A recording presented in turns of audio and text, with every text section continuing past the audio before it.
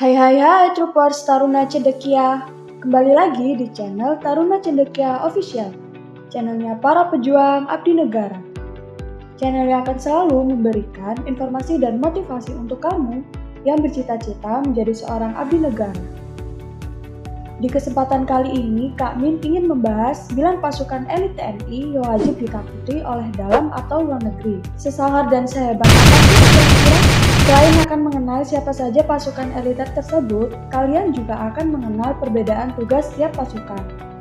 Buat kamu yang penasaran, apalagi paling happy nonton video seputar TNI seperti impian kamu nih Troops, wajib banget tonton video ini sampai selesai. Namun sebelum lanjut, bagi kamu yang belum subscribe, silahkan subscribe dulu channel ini serta aktifkan tombol loncengnya untuk mendapatkan informasi terkait abdi negara, sekolah kedinasan, update info pembukaan pendaftaran, tips lolos sekolah kedinasan, serta mengupas tuntas soal-soal yang diujikan dalam tes masuk sekolah kedinasan. Dan silahkan klik like jika kamu menyukai video ini. Denjaka.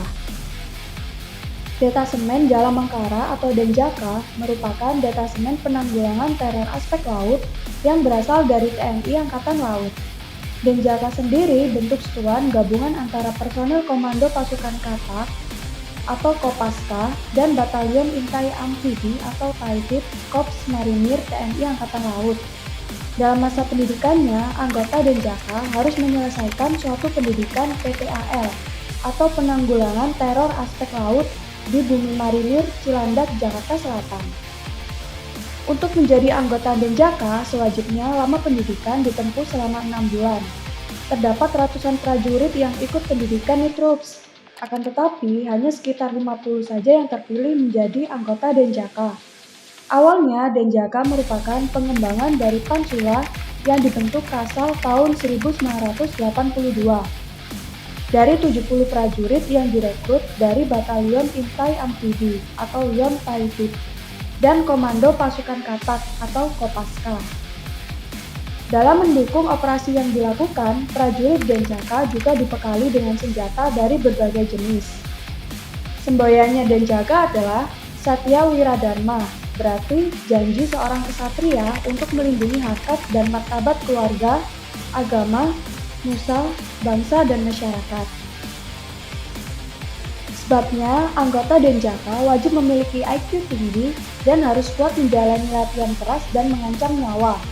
Dilansir dari informasi, satu anggota Denjaka setara dengan 120 prajurit biasa. Luar biasa ya, Troops! Yon Taifib.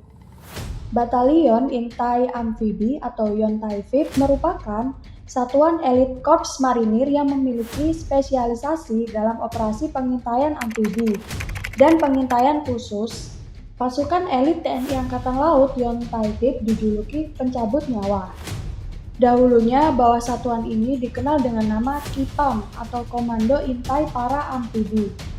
Jika dalam grup 3 Sandi Yuda memiliki Kopassus, maka dalam jajaran TNI Angkatan Darat, Yon Taifib sebanding dengan Kopassus. Prajurit marinir yang ingin menjadi anggota Yon Taifib akan diadakan seleksi dengan terpenuhi syarat mental, fisik, kesehatan, dan telah berdinas aktif minimal 2 tahun. Mengingat pasukan ini dilatih cukup keras dan bertarung mental, di pasukan Yon Taifib terdapat salah satu program latihan bagi siswa Intai Amfibi, yaitu berenang dalam kondisi tangan dan kaki terikat dengan target sejauh 3 km. Pantas mendapat julukan pencabut nyawa. Selain itu, dalam pendidikan dasar Yon Taifib, para anggotanya juga akan diminta menyeberangi Teluk Poncomoyo di Banyuwangi sejauh kurang lebih 12 km. Kopaska. Komando Pasukan Katak atau Kopaska adalah pasukan khusus dari TNI Angkatan Laut. Nama Kopaska sudah tidak asing lagi di telinga mereka yang antusias ingin masuk TNI. Kopaska didirikan pada 31 Maret tahun 1962 oleh Presiden Soekarno untuk mendukung kampanye militer di Irian Jaya. Pasukan komando ini memiliki semboyan Tanhana Wikna Tansirna atau tidak ada rintangan yang tak dapat diatasi. Ciri khasnya adalah topeng tengkorak. Kopaska terbagi menjadi 3 komando, yakni Satuan Komando Pasukan Kata Armada 1 di Pondok Dayung, Jakarta Utara, Satuan Komando Pasukan Kata Armada 2 di Surabaya, dan Satuan Komando Pasukan Kata Armada 3 di Sorong. Kopaska memiliki tugas utama, yaitu peledakan atau demolisi bawah air, sabotase atau penyerangan rahasia ke kapal lawan dan sabotase pangkalan musuh, torpedo berjiwa, penghancuran instalasi bawah air, termasuk pengintaian, mempersiapkan pantai pendaratan untuk operasi amfibi yang lebih besar, serta anti-teror di laut. Paskas atau Kopasgat.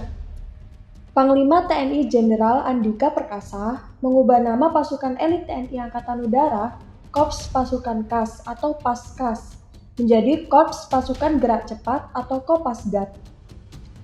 Paskas atau Korps Pasukan Kas TNI Angkatan Udara atau umum dikenal dengan sebutan Pasukan Baret Jingga adalah pasukan khusus yang dimiliki oleh TNI Angkatan Udara. Moto andalan Kopasgat adalah Padikaraste Mavalesu Kadat Jana, yaitu menunaikan tugas tanpa menghitung untung dan ruginya. Satuan tempur darat Kopasgat dengan kemampuan 3 matra, yaitu udara, laut, dan darat. Setiap prajurit Kopasgat diharuskan minimal memiliki kualifikasi para komando atau parako untuk dapat melaksanakan tugas secara profesional, yang selanjutnya ditambahkan kemampuan khusus kematraudaraan sesuai spesialisasinya. Ciri khas tugas tambahan yang hanya dimiliki oleh Kopasgat yaitu operasi pembentukan dan pengoperasian Pangkalan Udara Depan atau OP3UD, yaitu merebut dan mempertahankan pangkalan dan kemudian menyiapkan pendaratan pesawat sekaligus penerjunan bagi pasukan kawan. Wah, bener-bener pantas disebut pasukan khas ya, troops! Tontaipur. Apa itu Tontaipur? Tontaipur singkatan dari Peleton Intai Tempur, yakni pasukan berkualifikasi intelijen tempur Kostrad. Pembinaan satuan berada di Yon Satria Sandi Yuda dan dalam pengoperasian di bawah kendali Panglima Kostrad yang berkemampuan Trimatra. Dari satuan-satuan yang berdinas di Kostrad, di sanalah mereka direkrut. Peleton Taipur memiliki tujuan melatih serta membentuk prajurit satuan jajaran Kostrad menjadi prajurit Taipur dengan kemampuan khusus dalam melaksanakan berbagai tugas operasi, baik di rawa laut, hutan, gunung, dan perkotaan.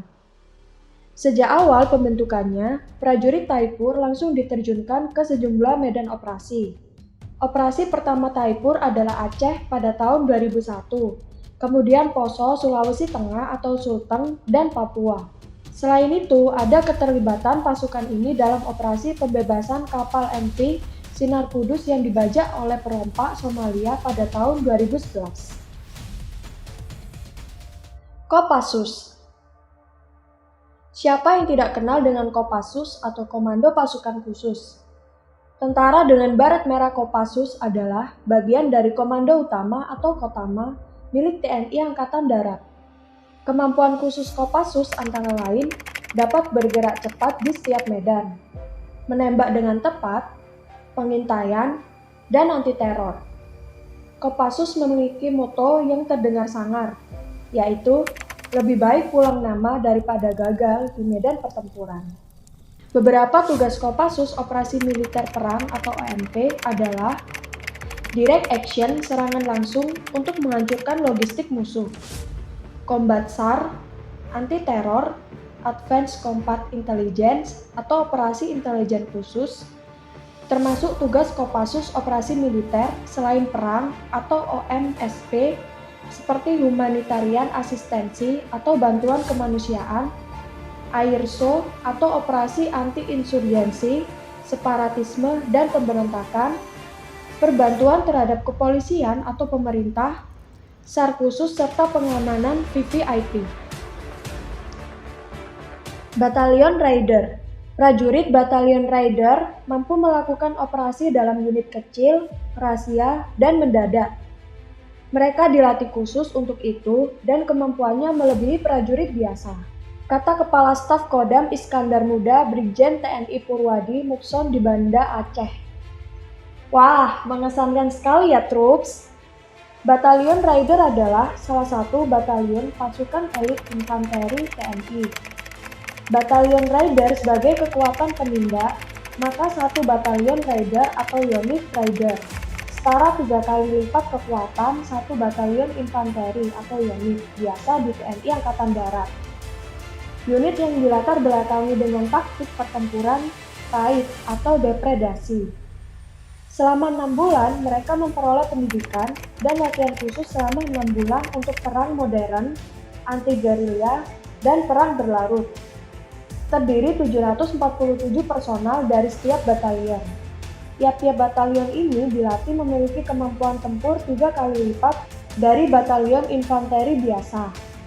Beberapa latihan yang mereka lakukan seperti penyergapan dan mobil udara, aksi terjun dari helikopter.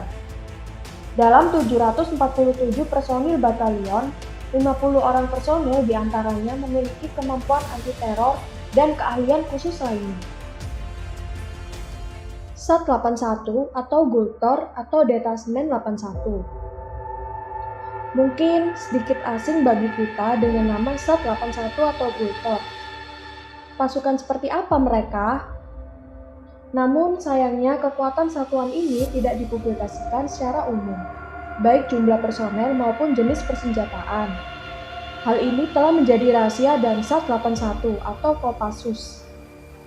Sebelum berganti nama menjadi Satuan 81 Kopassus, dulunya lebih dikenal dengan SAT 81 atau Gultor.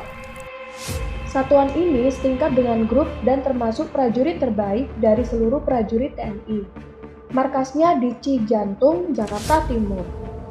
Pasukan ini juga biasa dikenal dengan sebutan pasukan siluman, karena mampu menjalankan misi hanya dengan segelintir personel saja. Fakta yang perlu diketahui bahwa beberapa tahun belakangan ini, istilah Gultor dihilangkan dari satuan karena kualifikasi yang dimiliki lebih dari penanggulangan teror. Terdapat beberapa tugas Den 81 atau SAT 81 sebagaimana berikut. Menjalankan misi misterius, membantu penanganan kasus terorisme terkenal, tidak bergerak dalam jumlah besar, dan tidak meninggalkan jejak dalam misi yang harus diselesaikan secepat mungkin. SAT Bravo 90.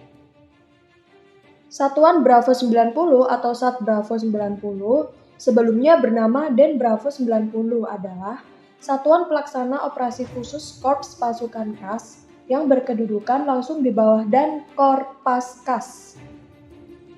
Tugas-tugas SAT Bravo 90 diantaranya melaksanakan operasi intelijen, melumpuhkan alutsista atau instalasi musuh dalam mendukung operasi udara dan penindakan teror bajak udara, serta operasi lain sesuai kebijakan Panglima TNI. Dibentuk secara terbatas di lingkungan Korps Pasukan Kas TNI Angkatan Udara pada 1990, merupakan pasukan khusus Indonesia termuda secara pembentukannya. Kata Bravo memiliki arti yang terbaik. Walaupun terbilang pasukan anti-teror termuda di tubuh TNI, namun soal kekuatan tidak dapat diremehkan dan diragukan. Kekuatan SAT Bravo 90 bertumpu pada 3 tim operasional, yakni Tim Alpha 1 spesialisasi intelijen, Tim Alpha 2 kualifikasi khusus perang hutan dan kota, dan Tim Alpha 3 kualifikasi pasukan anti-teror.